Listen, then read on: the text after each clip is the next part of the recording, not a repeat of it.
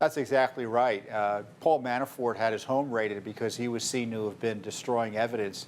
Here we have 27 plus phones wiped accidentally, or but because they were inserting their passwords too often. One phone wiped itself. I mean, that's just magic. And who do you trust? The Justice Department's doing this. Mueller's special counsel team, the investigators are destroying evidence. And on top of that, the IG gets this information about this pandemic of wiped phones. They don't do anything about it or disclose it. And it's up to the little old Judicial Watch to uncover it through litigation that took over a year to get this information about. So what do we do now? We're going to have the IG investigate itself? President Trump has been ill-served by the Justice Department. They're protecting themselves, and he should have a separate criminal inquiry into what the Justice Department and FBI did against him and other innocent Americans. But is there no backup for this information? I thought if a phone's broken or whatever, like, isn't there a way, some sort of forensics way to get in there and get that information? Oh, certainly, potentially. We found during the Clinton emails that wiping your computer, wiping emails, deleting them doesn't necessarily mean they're entirely deleted. But the passage of time makes it harder to recover this material, which in my view is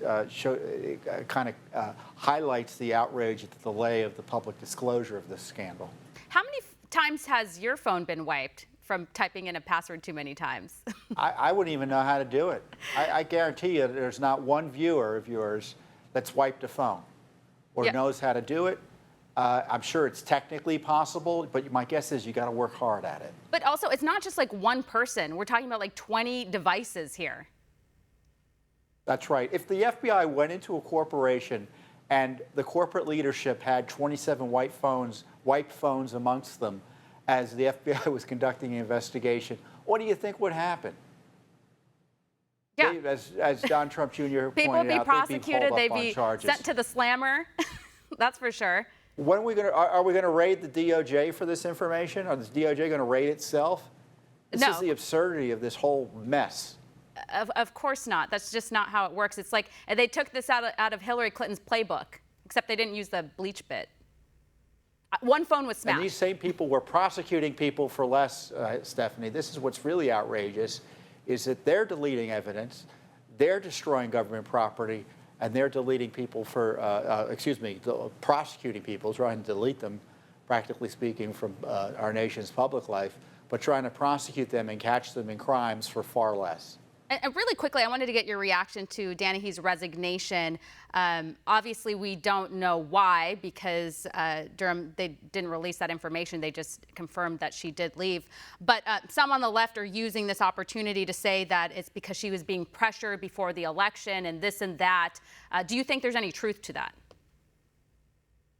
I have no idea. If she's an anti-Trumper, it may explain why it is there was a delay or little inaction. If she had a primary role there in the Durham investigation, maybe that helps explain it. Or it may be that something big's about to happen, and giving her political leanings, reportedly, she doesn't want to be there and objects to it. I don't know what it means. All I do know is the proof is in the pudding. Not much has been done by Durham. Yeah, that's true. We've been waiting and waiting and waiting, and so far, not really much. Well, we're going to have to leave it here, Tom. Thank you. Want to see more videos like this? Click on the link below and subscribe to One America News on YouTube. And call your cable provider and kindly demand that One America News is added to your lineup. Call and subscribe today.